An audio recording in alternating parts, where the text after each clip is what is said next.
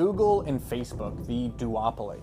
They rake in billions of dollars each year, and they do it almost entirely through online ads. As an example, for every dollar that Facebook makes, 98 cents of that comes from ads. These companies are better than any company in history at figuring out what you want and showing you an ad for that thing. These companies so completely dominate the US online ad market that they've created a duopoly, which is like a monopoly, except that there are two companies instead of one. So companies that rely on ad revenue, like news publishers, are struggling to compete against the two giants. And of course, digital ads aren't the only type of ad, but digital ads do represent more than half of all ad spending, and its share is likely to only increase over time.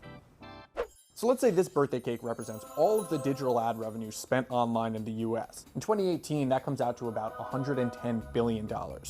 Now, of this cake, Google is by far the biggest player. They take 38% of the cake, while Facebook is a distant but growing second. They take 22%. That leaves us with 40% left for everyone else. But then Amazon comes in with an almost 7% market share, and that's rising. Microsoft takes 4%, Verizon takes 3%, followed by Twitter, Yelp, and Snapchat, each taking their 1%. After all that, you're left with less than a quarter of the cake for everyone else to split.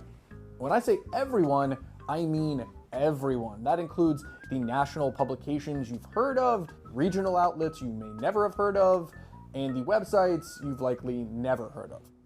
All of these companies are competing against each other and the major tech giants, and they're losing. But it's not just jobs that have been lost. The world is worse off without journalists who are uncovering the bad things that journalists uncover. This is what the war in Vietnam is all about. Let's just take local newspapers, which have been decimated in the last decade. According to one study, over the last 15 years, 1,300 communities in the US no longer have a local newspaper and are considered news deserts. A recent study looked at those areas that had just lost a newspaper, and they found that local newspapers hold their governments accountable, keeping municipal borrowing costs low and ultimately saving taxpayers money. And without these local newspapers keeping an eye on governments, the study showed that government spending shot up, with government wages increasing and deficits expanding.